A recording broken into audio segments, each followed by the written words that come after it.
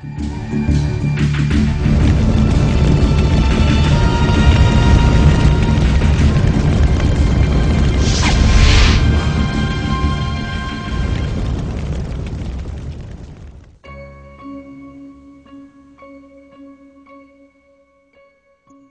monde occidental commença à s'intéresser au bouddhisme au XIXe siècle.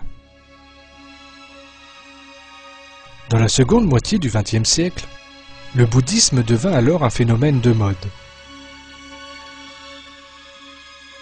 La culture pop des années 60 en particulier favorisa cette religion et lui donna ses lettres de noblesse.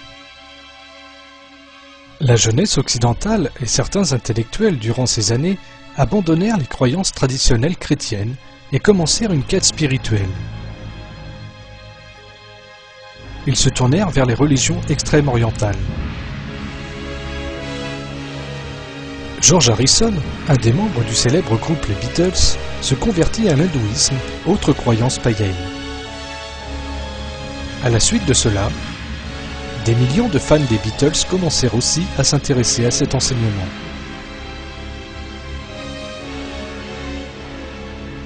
John Lennon utilisa les mantras bouddhistes dans sa chanson À travers l'univers.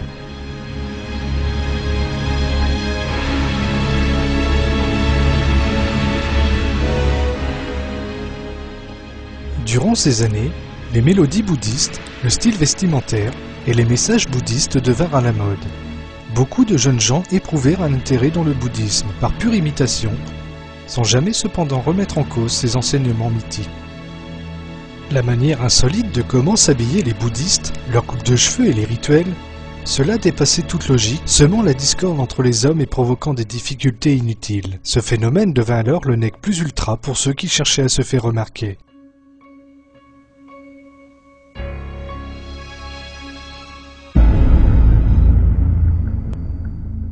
Les années suivantes, la société occidentale imposa le bouddhisme à travers des manifestations culturelles populaires.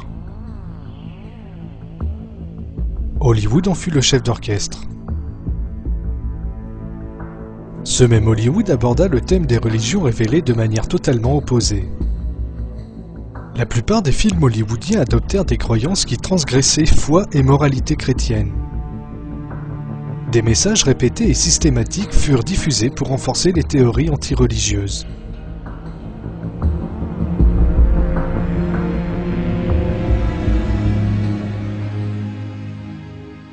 La théorie de l'évolution fut imposée avec force aux spectateurs de ces films au contexte scientifique.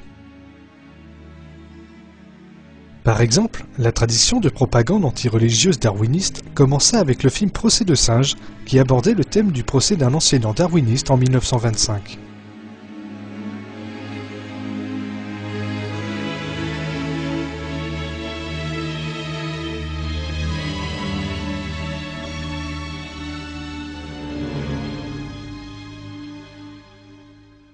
L'attitude d'opposition d'Hollywood à l'égard des religions révélées était l'antithèse exacte de celle adoptée à l'égard du bouddhisme.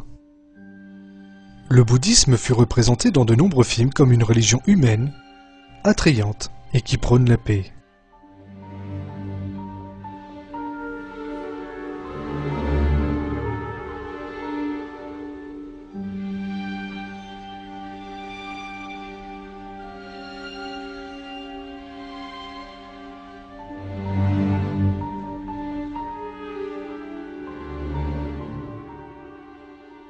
Un de ces films est 7 ans au Tibet, mettant en scène Brad Pitt.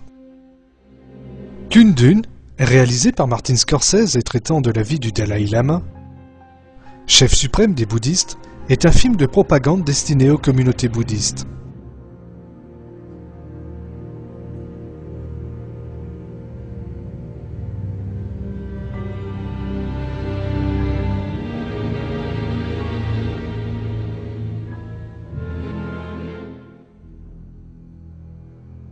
Little Buddha, du célèbre réalisateur Bernardo Bertolucci, résume d'une part la vie de Siddhartha Gautama et d'autre part celle de 3 jeunes enfants, réincarnation du Bouddha. En outre, un de ces enfants est occidental.